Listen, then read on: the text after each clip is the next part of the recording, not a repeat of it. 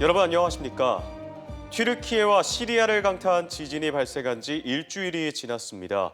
안타까운 사망자가 3만 명을 훌쩍 넘어서 그 수는 점차 늘고 있는데요. 생존자들도 추위와 전염병 등 2차 재난에 노출되면서 도움이 절실해지고 있어 지역에서도 따뜻한 손길이 이어지고 있습니다. 박선진 기자입니다. 지난해 10월 한국으로 유학 온 튀르키예 국적의 보즈카야 씨. 고국을 강타한 지진 소식에 가족에 대한 걱정은 물론이고 멀리 떨어져 있는 자신이 할 수 있는 게 아무것도 없다는 무력감에 힘든 시간을 보내고 있습니다. In Turkey, we are saying to kids like we can be heroes for someone. I think right now you guys can be hero with doing simple thing. Like you guys can send money, and that shouldn't be like really huge amount, or you guys can send hot packs and other things. 사무실에 두꺼운 이불과 옷 등이 한가득 쌓여 있습니다. 직원들이 물품의 상태를 확인하고 품목별 크기별로 정리하느라 분주합니다. 튀르키예와 시리아를 강타한 지진으로 피해를 입은 이재민을 위해 전국 각지에서 보내온 물품들입니다. 서울 사람인데 갖고 와서 홍성에다가 아까 네 명이 한 가족이 왔다 가셨어요. 홍성에서 1978년에 지진이 일어났었거든요. 그때를 생각하면 저희들도 한 가족이다라고 생각하고 후원금 모금에 나선 민간 구호단체에도 성금을 보내려는 시민들의 문의가 쏟아지고 있습니다. 대전과 세종, 충남 사회복지공동모금회가 전용 모금 계좌를 개설해 이달 말까지 특별 모금 활동을 진행하고 대한적십자사에서는 무통장 입금과 ARS는 물론 댓글을 달거나 게시글 공유만 해도 기부가 되는 온라인 모금함 등을 운영하고 있습니다. 시민 여러분들의 다양한 기부 물품, 기부금 전달 문의가 있으신 편입니다. 담요 등과 같은 방한용품을 기부하고자 하는 문의가 많이 있으셨습니다. 구호품은 위생 문제 때문에 중고 물품은 받지 않고 개인을 제외한 법인과 단체, 개인 사업자 등만 보낼 수 있습니다. 대전시와 세종시 등 지자체를 비롯해 사회 각계각층의 적극적인 후원과 응원도 이어지고 있습니다. 대전의 한 백화점은 오는 24일까지 백화점 외벽을 활용한 미디어 파사드 영상으로 튀르키예와 시리아를 위해 기도해달라는 응원 메시지를 송출할 예정입니다. MBC 뉴스 박선진입니다. 김태흠 충남지사가 지진 피해를 본 튀르키예와 시리아의 빠른 일상 회복을 위해 지원을 아끼지 않겠다고 말했습니다. 김태흠 지사는 실구 원장회의에서 희생자의 애도를 표하고 대한적십자사와 사회복지공동모금회와 함께 성금과 구호품을 모으는 데 동참해달라고 주문했습니다. 충남도는 지난 8일부터 28일까지를 모금 기간으로 정하고 각 부서에 적극적인 참여를 요청했습니다. 학령 인구와 노동 인구 감소, 지역 소멸 등 많은 사회 문제의 이면에는 낮은 출산율이 자리하고 있습니다. 지자체마다 경제적 지원 외에도 다양한 지원책으로 출산율을 끌어올리기에 안간힘을 쓰고 있는데요. 그 효과는 있을까요? 김광현 기자가 취재했습니다. 지난달 쌍둥이로 셋째와 넷째를 품에 안은 이운철, 박주현 부부. 1살 터울 자매에 쌍둥이까지 태어나면서 6식구가 됐습니다. 새 식구에 대한 기쁨은 컸지만 경제적 부담이 있었던 것도 사실인데 지자체의 지원이 조금이나마 도움이 됐습니다. 와이프나 저나 이렇게 경제적인 부분에서 고민을 많이 했었는데요. 출산 장려금을 지원받게 되니까 아무래도 금전적인 부분에서 가장 큰 많은 도움이 되고. 지난 2021년 전국 합계 출산율은 0.8명 초반. 지난해 3분기에는 0.79명까지 떨어져 역대 최저치를 기록했습니다. 가파른 하락세에 지자체들은 저출생 문제를 해결하기 위해 다양한 방안을 내놓고 있습니다. 아산시는 올해부터 출산 장려금을 대폭 올렸습니다. 첫째와 둘째는 각각 50만 원과 100만 원을, 셋째 이유는 1,000만 원을 지급하기로 했습니다. 또 임신부들이 산부인과를 갈 때 이용할 수 있는 100원 택시를 도입했는데 반응이 좋습니다. 택시비도 많이 부담스럽기도 하고 산부인과를 자주 가다 보니까 기사님들도 이제 임산부가 탄다는 걸 이제 인지하고 운전하시는 거라서 운전에 더 조심해서 이제. 당진시는 임신부의 공영주차장 주차료를 50% 감면하고 산전 검사비 등을 지원하며 예산군은 현재 3명인 다자녀 기준을 2명으로 낮추고 전입 실비 지원 대상을 외국인까지 확대하는 등 인구절벽 위기에 대응하고 있습니다. 돈으로 저출생 문제를 해결하지 못한다는 비판이 일면서 지역 소멸 위기에 직면한 지자체들의 고민이 더 깊어지고 있습니다. MBC 뉴스 김광현입니다. 오후 8시까지 돌봄을 하는 초등 늘봄학교 시범지역으로 선정된 대전시 교육청이 사업에 참여할 20개 학교를 선정했습니다. 시교육청은 동구와 중구, 대덕구 등 동부교육지원청 관할에서 12개, 서구와 유성구 등 서부교육지원청 관할 8개 초등학교를 대전 늘봄학교로 선정했습니다.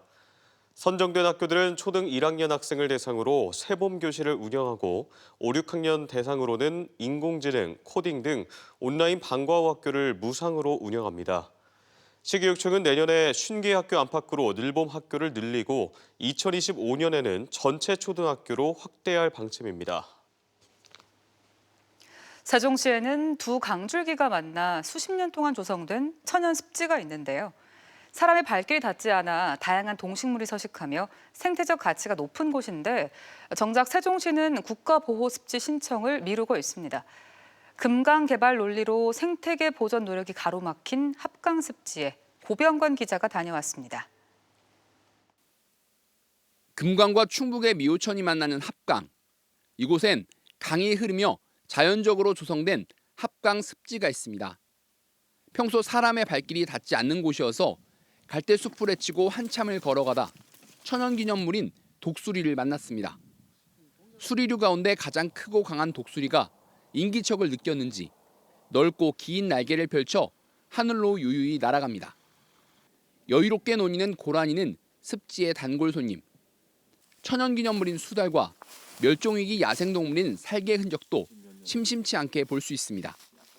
모래톱이 발달해 물대새나 백로, 오리류가 자연스럽게 어우러지고 주변을 둘러싼 산 덕분에 멸종위기 조류종도 많이 찾습니다. 합강습지는 다양한 생물이 서식하고 생태적 보전 가치도 높아 지난 2018년 금강유역 환경청이 생태계 변화 관찰 지역으로 지정하기도 했습니다. 이런 중요한 자연자원, 이런 훌륭한 습지, 보전 가치가 높은 이런 곳을 잘 보존하고 또 복원이 필요한 부분은 복원을 해서 생태 수도로 가는. 하지만 이곳에 얼마나 많은 동식물이 서식하고 있는지 또 보호종은 어떻게 보존되는지 확인하기가 쉽지 않습니다. 국가 보호습지가 아니어서 정밀 조사가 이뤄진 적이 없었기 때문입니다. 세종시는 올해 합강습지를 국가 보호습지로 환경부에 신청할 것을 고민했지만 시장 역점 사업인 금강 개발에 밀려 뒤로 미뤘습니다. 비단강에 대한 개발 마스터 플랜을 선정한 후에 그 후에 그 습지에 대한 부분, 말하자면 습지 보호구역, 국가 습지 보호구역으로 지정하는 문제는 그 이후에 검토를 해야 되지 않을까. 체계적인 보호가 이뤄지지 않으면서 환경운동연합 조사 결과 최근 2년간 합강 습지를 찾은 겨울 철새의 종과 개체수는 모두 감소한 것으로 나타났습니다. MBC 뉴스 고병관입니다.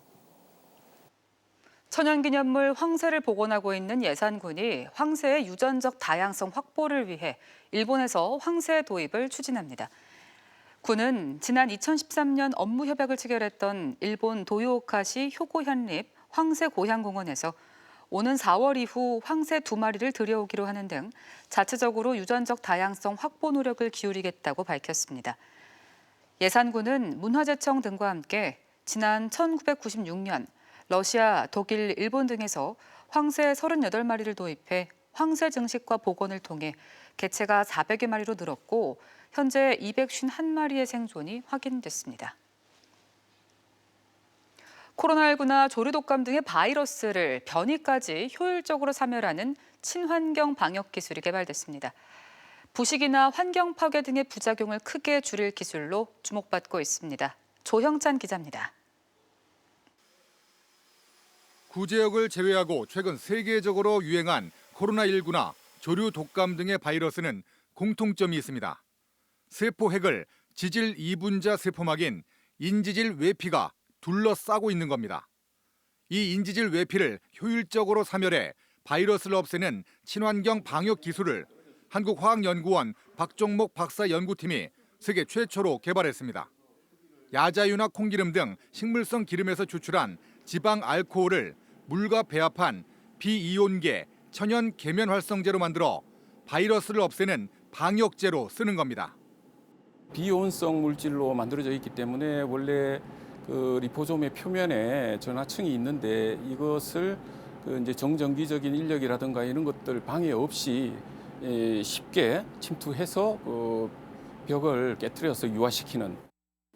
실험 결과 이 방역제는 0.05% 이하의 낮은 농도에서도 코로나19와 AI 바이러스를 30초에서 1분 내에 99.99% 사멸시켰고 인지질 외피를 파괴하는 방식이기 때문에 각종 변이에도 같은 효과를 냈습니다. 현재 쓰이는 인증 방역제 1,600여 종 가운데 산화제와 산성제제는 약 78%로 시설 등의 부식이나 세포 독성 등 안전성이 문제였습니다. 그러나 비이온 계면 활성제는 세포 독성이 기존 방역제의 9분의 1로 낮아 동물 실험에서 호흡기 이상 증상도 없었고 물에 잘 녹아 환경 파괴도 적었습니다. 부식성이 없으니까 금속이라든지 내지는 그 피부 내지는 옷감 뭐 여러 가지 그런 일상생활에서 제재가 별로 필요가 없이 편안하게 쓸 수 있다는. 국내외 특허 등록을 마친 연구팀은 올해 말 상용화를 목표로 기술 이전과 사용 승인을 거쳐 해마다 인류를 괴롭히는 동물 바이러스성 전염병 차단에 새로운 대안을 제시할 계획입니다. MBC 뉴스 조형찬입니다. 연구개발특구진흥재단이 올해 대전 신동과 둔곡, 도룡지구 등 거점지구와 세종, 청주, 천안 등 기능지구를 연계 육성하는 과학벨트 지원 사업에 109억 원을 투입합니다. 특구재단은 올해 기초 원천기술 실용화와 연구개발, 창업투자, 글로벌 진출 등을 통한 성과 확산을 비롯해 연구 성과의 시장 가치를 검증하는 중개 실증 R&D를 새로 추진할 계획입니다. 과학벨트 지원 사업은 세계적 수준의 기초 연구 환경을 조성하고 성과를 사업으로 연계하기 위한 것으로 현재까지 기술 창업 기업 117개 설립, 기술 이전 82건과 투자 연계 180억 원 등의 성과를 냈습니다. 대전 지역 종교 시민단체들이 정부의 민주노총 건설노조 탄압을 규탄하며 공안탄압대책위원회를 결성했습니다.